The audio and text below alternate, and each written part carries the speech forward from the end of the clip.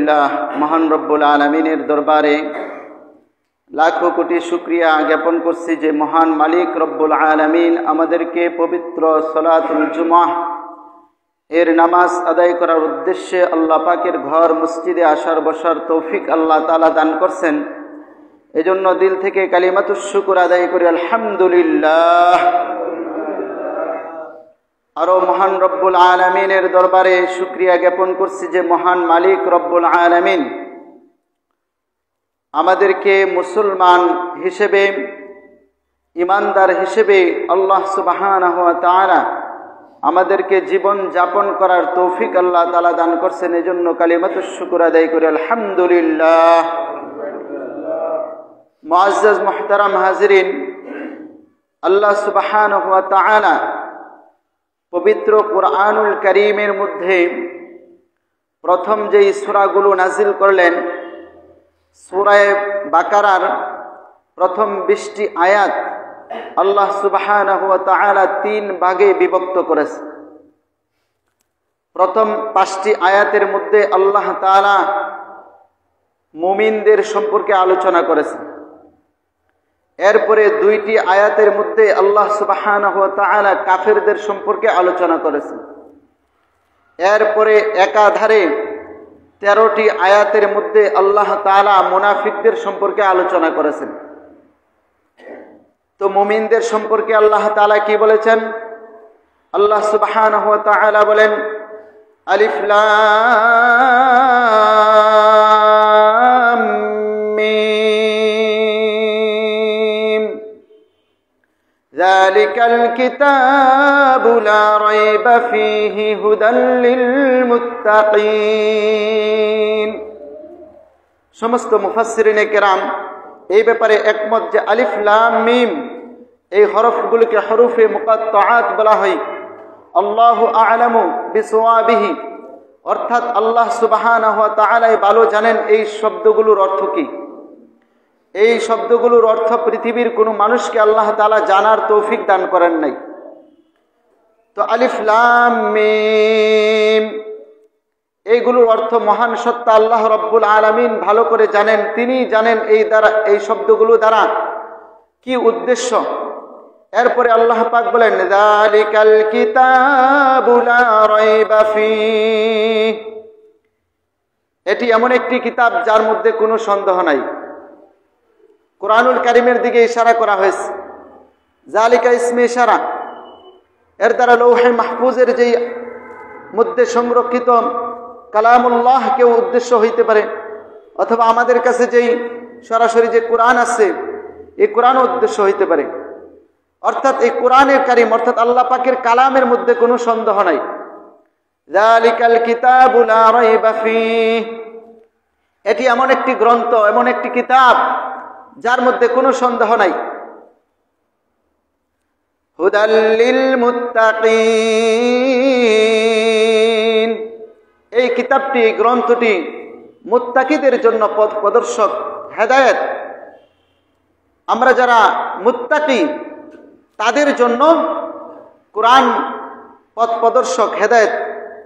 মুত্তাকি কারা? আল্লাহ তাআলাই বলেছেন, আল্লাযীনা ইউমিনুনা বিল গায়ব,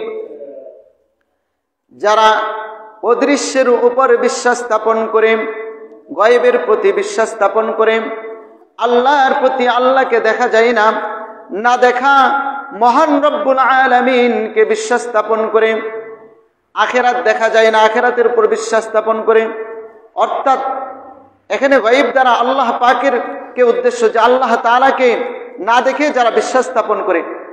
আল্লাযীনা ইউমিনুনা বিল গায়ব ওয়া ইউকিমুনাস সালাহ, এবং নামাজ আদায় করে। আল্লাহ তাআলাকে বিশ্বাস করে, দেখে না, পাশাপাশি নামাজ আদায় করে। আল্লাযীনা ইউকিমুনাস সালাহ ওয়া ইউকিমুনাস সালাতা, এবং নামাজ আদায় করে। ওয়াল্লাযীনা ইউমিনুনা বিমা উনজিলা ইলাইকা ওয়া মা উনজিলা মিন ক্বাবলিক। আমি শুধু সাদামাটা তরজমাটা বলতেছি।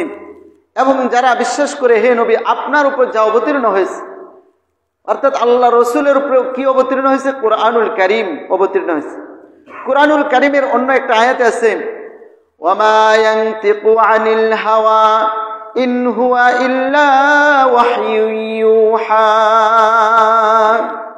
আমার নবী নিজের থেকে কোনো কথা বলে না, বরং আমার নবী যা বলেন এটাও আল্লাহ পাকের পক্ষ থেকেই আসে।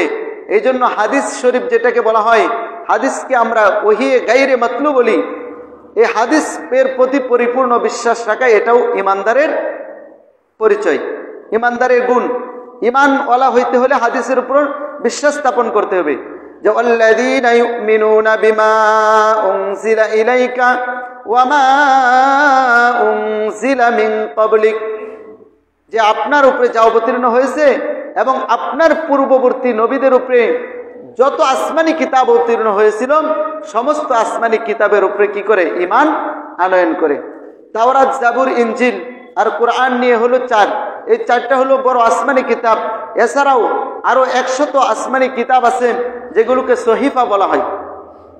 ফি সুহুফি ইব্রাহিম ওয়া মূসা, ওই যে কোরআনের এক আয়াত আছে যে সুহুফি ইব্রাহিম, আল্লাহ তাআলা হযরত ইব্রাহিম আলাইহিস সালামকে যে সহিফা দিয়েছিলেন ওইটাকে সহিফা বলা হয়। অর্থাৎ প্রসিদ্ধ বড় আসমানি 4টি কিতাব সহ সমস্ত আসমানি কিতাব যেগুলো আল্লাহ তাআলা নবী রাসূলদের উপরে অবতীর্ণ করেছেন, সমস্ত কিতাবের উপরে যারা বিশ্বাস স্থাপন করে তারা হলো কি? মুত্তাকি। বিমা উনজিলা ইলাইকা ওয়া মা উনজিলা মিন ক্বাবলিক ওয়া বিল আখিরাতি হুম ইউকিনুন, এবং যারা আখিরাতের প্রতি দৃঢ় বিশ্বাস রাখে। ইউকিনুন ইয়াকিন থেকে আসছে। এর ইয়াকিনের অর্থ হলো শুধু বিশ্বাস না, দৃঢ় বিশ্বাস। এই বিশ্বাসের মধ্যে যদি আপনার এই বল্লম দিয়ে আঘাত করা হয় তবু এই বিশ্বাসের মধ্যে কোনো কমতি হবে না। এই বিশ্বাস একনিষ্ঠ 100% এই বিশ্বাসের মধ্যে অটল থাকবে। তাহলে কুরআনুল কারীম এই মুত্তাকিদের জন্য, মুমিনদের জন্য, ঈমানওয়ালাদের জন্য হেদায়েত স্বরূপ। উলাইকা আলা হুদাম মির রাব্বিহিম ওয়া উলাইকা হুমুল মুফলিহুন। এরপরে আল্লাহ পাক বলেন এই গুণ যাদের আছে, উলাইকা আলা হুদাম মির রাব্বিহিম, তারাই তাদের রবের পথের উপর রয়েছে, হেদায়েতের উপর রয়েছে। ওয়া উলাইকা হুমুল মুফলিহুন, এবং তারা হলো সফল কাম, সফল, সাকসেস। উলাইকা হুমুল মুফলিহুন, এবং তারা সফল। এই হলো 5টি আয়াত সূরা বাকারার প্রথম 5টা আয়াত, এটা মুমিনদের সম্পর্কে। এরপরে 2টি আয়াত কাফেরদের সম্পর্কে, এরপরে 13টি আয়াত মুনাফিকদের সম্পর্কে। প্রথম 20টা আয়াতের মধ্যেই 3 প্রকারের মানুষের আলোচনা আল্লাহ সুবহানাহু ওয়া তাআলা করলেন। তো এখন আপনার ওই যে প্রথম যে 5টি আয়াত মুমিনদের সম্পর্কে, এখানে তাফসীর যদি আলোচনা করা হয়, তাফসীরে আলোচনা করলে জালিকাল কিতাব, শুধু কিতাব নিয়ে, যে কিতাব কুরআনুল কারীম, এই কুরআনুল কারীম নিয়ে আলোচনা করলে অনেক সময় প্রয়োজন। কুরআনুল কারীম এমন একটি গ্রন্থ যে কুরআনুল কারীমের মধ্যে আল্লাহ সুবহানাহু ওয়া তাআলা চ্যালেঞ্জ ছুড়ে দিয়েছেন যে কুরআনুল কারীমের মধ্যে লা রাইবা ফি, যে কোনো সন্দেহ নাই। কাফেরদেরকে চ্যালেঞ্জ দিলেন, ওয়া ইন কুনতুম ফি রাইবিম মিম্মা নাযালনা আলা আবদিনা ফাতু বিসূরাতিম মিন মিথলিহি ওয়াদউ শুহাদাআকুম ইন কুনতুম সাদিকিন। আরবের সেই কাফেররা অস্বীকার করলো যে মুহাম্মদ সাল্লাল্লাহু আলাইহি সাল্লামের যে কোরআন নাজিল হয়েছে এটা আসমানি কিতাব নয়। তখন আল্লাহ তাআলা অন্য একটা আয়াতের মাধ্যমে তাদের প্রতি চ্যালেঞ্জ ছুড়ে দিলেন যে মক্কার কাফেররা এবং পৃথিবীর সমস্ত কাফেররা, তোমরা এবং তোমাদের যত কাফেরদের যত বন্ধু আছে, ওয়াদউ শুহাদাকুম, তোমাদের যত সাহিত্যিক, গবেষক, দার্শনিক যারাই আছে সমস্ত সাহিত্যিকদেরকে একত্রিত করো, আর কুরআনুল কারীমের ছোট্ট একটি আয়াতের মতো ফাসাহাত, বালাগাত পূর্ণ, সাহিত্যপূর্ণ অথবা একটি ছোট্ট একটি সূরা বানিয়ে নিয়ে আসো, দেখি কেউ পারো কিনা। এই কুরআনুল কারীম সম্পর্কে আলোচনা করলে অনেক সময় প্রয়োজন। প্রত্যেকটা বিষয় তাফসিরের মধ্যে, তাফসিরে মারিফুল কোরআন, তাফসির ইবনে কাসির, প্রত্যেকটা তাফসিরের মধ্যে ব্যাপক আলোচনা করেছে। এক একটা শব্দ নিয়ে একটা বই রচনা করা হয়েছে। আমাদের মুফাসসিরিন কিরাম বলেন যে বিসমিল্লাহর বা, বিসমিল্লাহ শব্দ না, বিসমিল্লাহর যে বা আছে এবং বায়ের যে নুকতা আছে, এই নুকতা দিয়ে যে তাফসির করা হয়েছে, একজন মানুষ যদি সেই তাফসির করে তাহলে তার সারা জীবন চলে যাবে, তবু বিসমিল্লাহ বা এর যে এক নুকতা আছে, এক নুকতার তাফসির করে শেষ করতে পারবে না। অনেক তাফসির আছে, অনেক আলোচনা আছে। কোরআন থেকে আমরা অনেক দূরে, ভাইয়ের আমার, বন্ধুরা আমার, কুরআনুল কারীম থেকে আমরা অনেক দূরে রয়েছি। কুরআনুল কারীম আমাদের শিখা দরকার, জানা দরকার।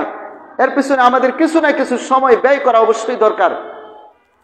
তো কালামুল্লাহ শরীফ যে বলছি যালিকাল কিতাব, এখানে কিছু আলোচনা করি যে কিতাবের দিকে যদি কেউ তাকিয়ে থাকে, মানে আপনার কিতাব পড়তে পারে না, শুধু তাকাইছে কুরআনুল কারীমের দিকে তাকাইছে, বলে তাকানোর সাথে সাথে তার সগীরা গুনাহগুলো মাফ হয়ে যাবে। সুবহানাল্লাহ। কুরআনুল কারীম এমন একটি কিতাব, যেমন পিতামাতার দিকে তাকাইলেও সুনজর দিয়ে যদি কোনো সন্তান পিতামাতার দিকে তাকায়, তার গুনাহগুলো আল্লাহ তাআলা ক্ষমা করে দেন এবং হজ ও উমরার সওয়াব আল্লাহ তাআলা তার আমল নামায় দান করেন। সুবহানাল্লাহ। বাইতুল্লাহ শরীফের দিকে কেউ যদি তাকিয়ে থাকে, ছায়া থাকে, তো আল্লাহ রাব্বুল আলামিন ওই বাইতুল্লাহর দিকে তাকিয়ে থাকলেও তার সগীরা গুনাহ মাফ হয়ে যাবে। সুবহানাল্লাহ। হক্কানি রব্বানি উলামায়ে কেরামের দিকে যদি কেউ তাকায়, তার সগীরা গুনাহ মাফ হয়ে যায়।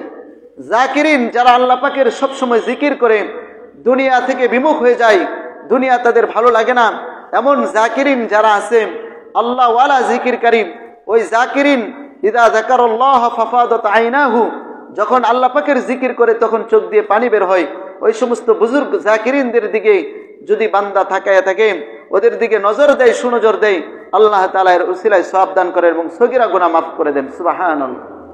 মুহতারাম হাজিরিন, যেটা বলতেছিলাম, কুরআনুল কারীম এত দামি মূল্যবান কিতাব যে কুরআনুল কারীম থেকে আমরা অনেক দূরে আছি। আমাদের কুরআনুল কারীম জানা দরকার, শিখা দরকার, কুরআনুল কারীম অধ্যয়ন করা দরকার।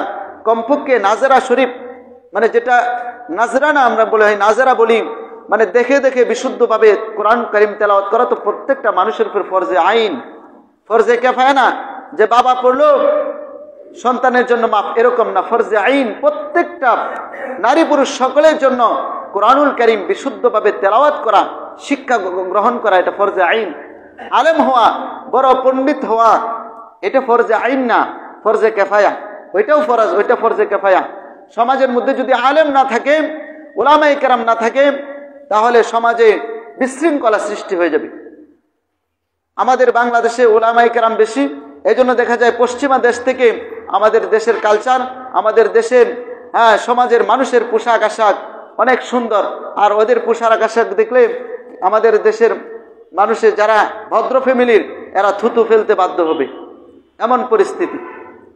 তো আল্লাহ পাক রব্বুল আলামিন এই কোরআনের কারণে অনেক সম্মান, কোরআনুল কারীমের কারণে যে মক্কা মদিনায় কোরআনুল কারীম নাজিল হয়েছে, আল্লাহ সুবহানাহু ওয়া তাআলা মক্কা মদিনাকে গোটা বিশ্বের উপরে আল্লাহ তাআলা মর্যাদা দিয়ে দিয়েছেন। গোটা বিশ্বের সমস্ত মানুষ মক্কা মদিনার নাম শুনলে শ্রদ্ধা ভক্তির সাথে নেই গ্রহণ করে। কোরআনুল কারীম বিশ্ব মানবতার মুক্তির দূত রাহমাতুল লিল আলামিনের উপরে আল্লাহ তাআলা নাজিল করেছেন।